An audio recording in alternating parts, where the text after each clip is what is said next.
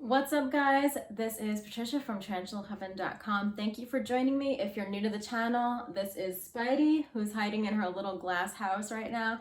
And my name is Patricia, and on this channel, every Tuesday we talk about tarantula tips, tarantula facts, things about my own tarantulas that are super weird and might be weird about your tarantulas if you have them. If you're into that, please consider subscribing. And if you are already subscribed, thank you so much for coming back and joining me this week for Tarantula Tuesday. Today we're talking about tarantula attacks and my personal experience. This is something that I get asked a lot, especially since I share so much information about my tarantula's behavior and things like that. So I get asked if my tarantulas have ever attacked me quite a bit. Now, I only have 2 tarantulas, so when I say tarantulas, that's kind of a loose term, and one of them is extremely young and small. That is Blinky, my little Arizona blonde. They're about the size of my nail, so I've never been attacked by them.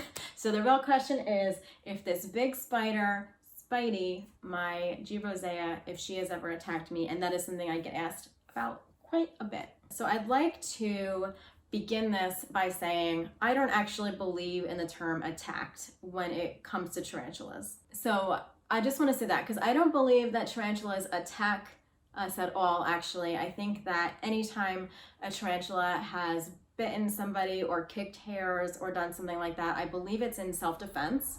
You know, a tarantula has felt threatened or scared or was hungry and mistook somebody for prey. So I think it's accidental, and I don't think it was intentional. And if it was, perhaps you were bothering it and it was afraid. So I don't think that, you know, even though I'm using the terminology attacked, I don't believe that that is actually a correct way to explain what is happening. But for ease of terms, we'll just say attacked. So I personally have never been bitten by a tarantula, which would mean Spidey. So I do not know how this feels. I've never had that experience, which is very fortunate.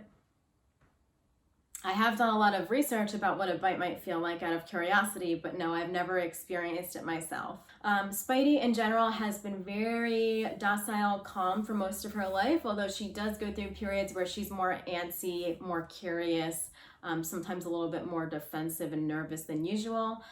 So sometimes this makes me feel like she might threat pose me, even though that hasn't happened yet. I will say that my interactions with Spidey are pretty limited. I generally only bother her when I have to feed her, do something in her tank, or give her water. So my interactions with her are pretty limited. And I think that that is one of the main reasons why she's never threat posed me and that I haven't been bitten. There hasn't been a lot of opportunity for her to do so, and I'm usually pretty aware and sensitive to her body cues because I really don't want to be bitten. So I think that that is one of the main reasons why that's never happened. Whenever I have tried to do something in her tank, I generally try to, even if it's something as simple as opening the lid, just be very gentle, very slow, try not to make a lot of vibration or movement or sound just in case it might spook her. So that has, I think, really helped me keep her bodily, or keep her temperament pretty calm, and have her not feel like she needs to defend herself. However, I've noticed that in the few times that I have not taken as much caution, I have startled her, and this has led her to done a little mild tarantula attack on me. So she has kicked hairs at me, and this was my own fault. I take full responsibility, as I think we all should if our tarantulas have done some sort of defense move or attacked us. So if you don't know, New World tarantulas have these urticating hairs on the back of their abdomens. These are itchy, sometimes painful hairs that can get on you, and they'll kick them off if they feel threatened. It's usually their first defense response, and they'll usually try to do this before going to biting. Not always, but that's what the New World tarantulas have. Old World tarantulas do not have these hairs, and that is why their venom tends to be more potent and their fangs are bigger and they're more powerful, because that is their only defense. But for New World tarantulas like Spidey, they'll usually try to kick hairs before they have to go into a threat pose. And that's kind of like a warning to any predator or thing that they find is threatening to them. Generally, the urticating hairs aren't life-threatening. They're very, very serious. If you happen to get them on your face or breathe them in or get them in your eyes, then you might need to go to the hospital or seek medical attention. But in general, if you get them on your arms or something like that, it's just going to be really annoying and itchy. Unless you have an allergic reaction to them, you'll probably be okay. So I'll talk about today the mistake I made and why Spidey kicked hairs at me. And this really taught me that I need to be a lot more respectful of her space. So I'm actually really glad that this happened, and it's something that has really informed the way that I interact with her after this happened. I tended to be a lot more sensitive to her. So I think Spidey kicked hairs, it was in the beginning of my tarantula journey. So I want to say it happened within the first year or so. I used to be pretty clumsy and not very respectful of her space. During this period, I was just learning. I really had no idea how sensitive tarantulas were to stress. So I would be handling her a lot. I would be bothering her a lot because I was so curious and excited to learn about her. So this was definitely a learning experience for me. I really didn't have a good understanding of her need for stability and like a totally unbothered environment. Since then, I've become way more hands-off in my tarantula keeping, and I think she really likes it. So I'm keeping it that way. But in the beginning, it wasn't like this. So what happened was, one night I couldn't sleep. I had Spidey in my room. So I hurried, I turned on the light really suddenly. And then I guess I really wasn't thinking, and I just felt like, you know, seeing what she was up to in her tank. So I opened the lid, and I don't remember what I was doing. I think that I just wanted to look at her with the lid off. I don't think I was going to do anything in her tank, or maybe I saw something that needed to be moved, but I was very clumsy in the way that I took the lid off. And I totally startled her. You know, I'm thinking about from her perspective, like all of a sudden, wow, it's really bright in here.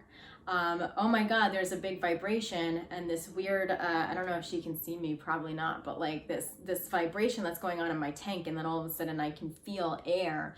Like that would probably be really scary. So anyway, as soon as I opened the lid, I saw that naughty little back leg go up, and she started to kick hairs. And fortunately, I was very alert during this period. I saw exactly what she was doing, and I got out of there. I think my hand or my face had been close to the enclosure during that period, and as soon as I saw that back leg move, I was like, I pulled right away so that I didn't get any hairs on my hand or my face. So I was really lucky. Yes, she did kick hairs at me, but no, I was not affected by this, and I was very thankful.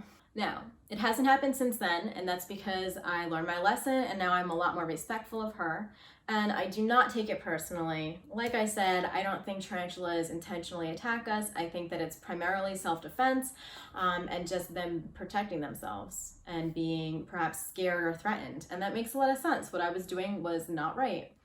So I don't take it personally, and I also don't take it personally because I've seen Spidey do weird stuff and kick hairs before. For example, I've seen Spidey kick hairs at her own food before just because she wanted to be left alone and the worms moving around was bothering her. So I know that sometimes she just wants to be left alone, and she's got a little bit of she can be a little bit temperamental sometimes, as many tarantulas can. She probably just wanted to be left alone.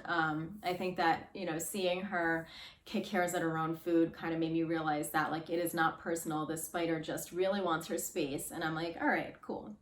So I don't have much experience with being bitten or haired.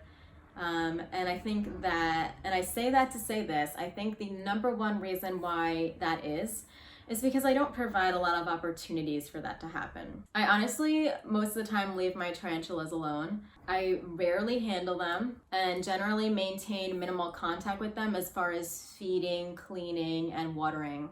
I generally let them have their space and really only move them if I have to. The most fussing that I will do with my tarantulas is when I have to clean their tanks or move something around in their enclosure that might be stressing them out or removing prey. That's really the most movement I'll do in their tank, and even then I try to do it pretty minimally.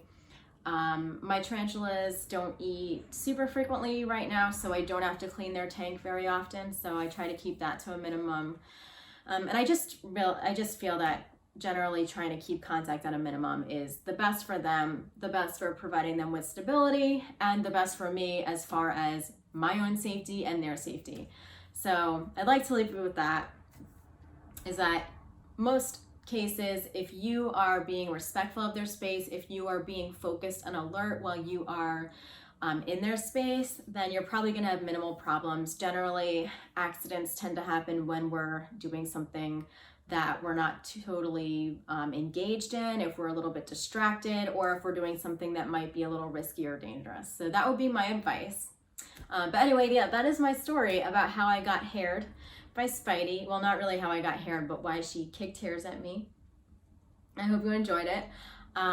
If you've ever had one of your tarantulas do either a threat pose, bite you, or kick hairs at you, please share your stories in the comments. I think we can all learn from them. And I'd also just like to know how you dealt with it, because I haven't experienced it yet for myself. Although I do believe that, you know, there's a possibility that I could, as I keep keeping tarantulas. So please share that with me.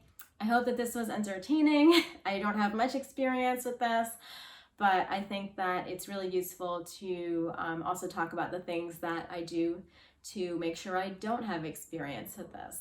And also to just note that a tarantula biting you is not personal, knowing that you just really need to be careful, and you have to know that they're just defending themselves. So yeah, even if you have a really angry tarantula who likes to threat pose anything, it is not a personal thing. Tarantulas don't really have that ability emotionally to do things and make it personal. So just know that with a little bit of sensitivity and care, you can usually avoid accidents like getting bitten or getting haired. Now I'm gonna go give some attention to the jealous cat who's been crying a lot.